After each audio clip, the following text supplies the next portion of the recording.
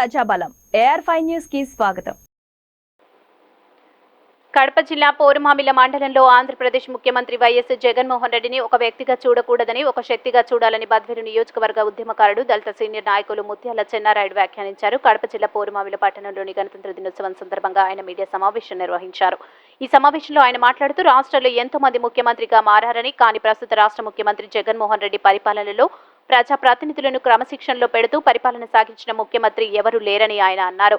YS Jaganmohan Reddy party స్థాపించిన నుంచి మంచి గడియలు సమకూరాయని ఆయన వ్యాఖ్యానించారు. ఎందుకంటే యేసుక్రీస్తు జన్మదిన సమయంలో 2 రోజుల ముందుగా డిసెంబర్ 21న జగన్మోహన్ రెడ్డి జన్మనించిన రోజు శాంతి పితానికి ఒక్క నాంది అయిన యేసుప్రభు ఆయన వెలుగులోనికి వచ్చే సమయంలో జగన్మోహన్ రెడ్డి జన్మించి పుణ్యం చేసుకున్నారన్నారు. కాబట్టి ఆయన ఒక వ్యక్తి కాదు, శక్తి అని ఆయన అన్నారు. ఎన్నికల సమయంలో జగన్మోహన్ రెడ్డి నామినేషన్లు చేసే సమయంలో క్రైస్తవులు ఉపవాస, రంజాన్ పండుగ సందర్భంగా ముస్లిం సోదరులు ఉపవాసం చేశారన్నారు.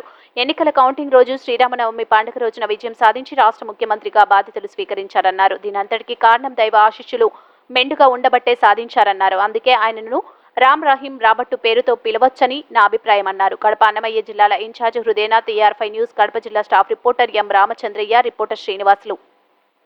ఆశీర్వాదాలు ఆయనకు జరిగినాయి.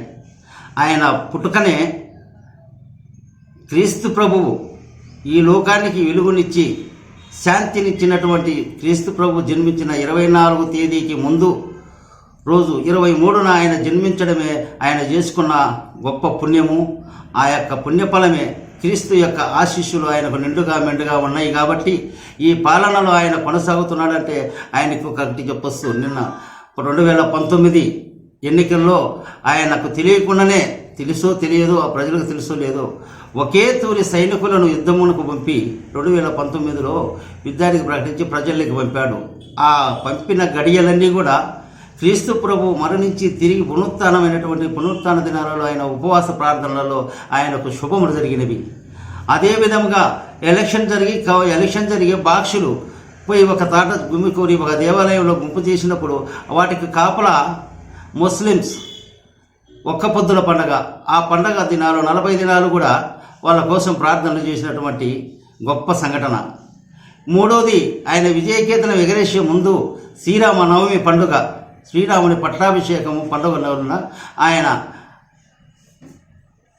కౌంటింగ్ జరగడము, ఈ యొక్క ఆంధ్రప్రదేశ్ రాష్ట్రానికి ముఖ్యమంత్రిగా ఎన్నుకోవడము, ఆ విజయ ఘనత శ్రీరామ పట్టాభిషేకం యొక్క ఘనతగానే ఆయన ఘనంగానే ఆ పట్టిని జయించుకోగలిగినటువంటి అద్భుతమైన శక్తి.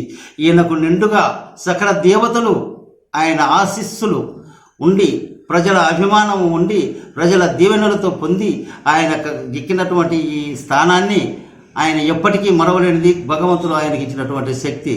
ఆయనకు ఈ యొక్క విధానాన్ని బట్టి చూస్తే ఆయన ఒక పేరుగా నేను వర్ణించాలని కూడా అనుకుంటున్నా.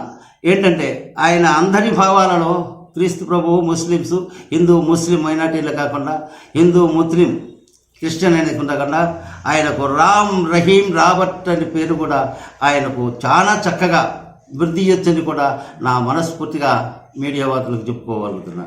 ఇందులో నేను ఆయనను పొగడానికో ఆయన గణపరచడానికో నా మెప్పు కోసం ఇచ్చే వడియా కాదు. ఎందుకంటే ఒక్కొక్క పార్టీ, ఒక్కొక్క వ్యక్తికి ఒక్కొక్క చరిత్ర ఉంటుంది. ఈ చరిత్ర ఎవరికి మున్నెందరికీ లేదు కనుక ఇందుకు కావాలంటే ఇది ఇవ్వడించి అడిగిన వారికి చెప్పడానికి కూడా నేను చెప్పిన మాటల్లో నాకు తెలిసినటువంటి సన్నిహితాలను సమూహంగా ప్రజలకు విన్నవించగలను. ఈ యొక్క పార్టీ సిద్ధాంతాన్ని పాటిస్తున్న ప్రజలకి, నాయకులకి, కార్యకర్తలకి, వాలంటీర్లకి, లేక జెడ్పీటీసీలకు, ఎంపీటీసీలకు అందరికీ కూడా, ఎమ్మెల్యేలకు అందరికీ కూడా ఈ గణతంత్ర దినోత్సవ శుభాకాంక్షలు తెలుపుతూ ఈ పార్టీలో ఇలాగే కొనసాగి ఈయనకు విజయకేతనానికి రావించడానికి మీరు చేయాలి కాక ఈనాడు ఆయన్ను శుద్రశక్తులుగా వెంబడించి పద్మవ్యూహం పొందాడు. పద్మవ్యూహంలో బంధించాలని చెప్పేసి వేస్తున్నటువంటి వ్యూహగానము ఆయన ముందే వనవాసము, అజ్ఞాతవాసము, పద్మవ్యూహం బద్దలు కొట్టుకొని బయటకు వచ్చినోడు. అవి జయించుకొని వచ్చిన తర్వాతనే విజయకేతనానికి నాంది పలికాడు.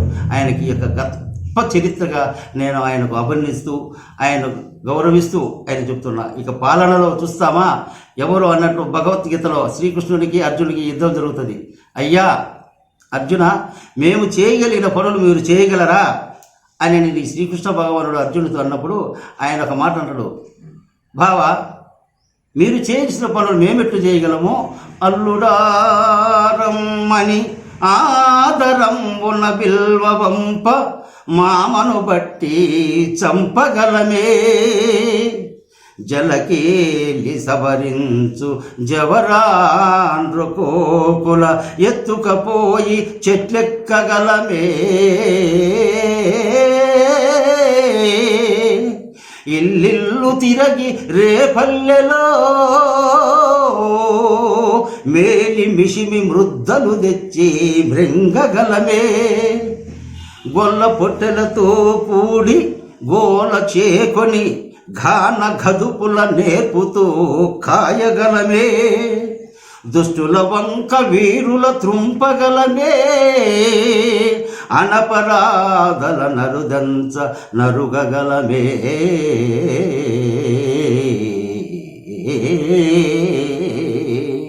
ఈ విధంగా భారతంలోని శ్రీకృష్ణ భగవానుడంటోడే ఇంతటి ఘనంగా ఈ చాకలి చెప్పాడు. ఇందులోని భావాన్ని ప్రజలు అర్థం చేసుకోగలరని మనస్ఫూర్తిగా కోరుకుంటూ, నేను ఇచ్చినటువంటి ఈ వాయిస్కు కానీ ప్రజలకు కానీ ఎలాంటి ఇబ్బందులు జరిగినట్లయితే మనస్ఫూర్తిగా క్షమించాలని పై అధికారులను మిత్రులను అందరినీ కోరుతూ, మీడియా మిత్రులకు అందరికీ నా హృదయపూర్వక గణతంత్ర దినోత్సవ శుభాకాంక్షలు తెలుపుకుంటున్నాను.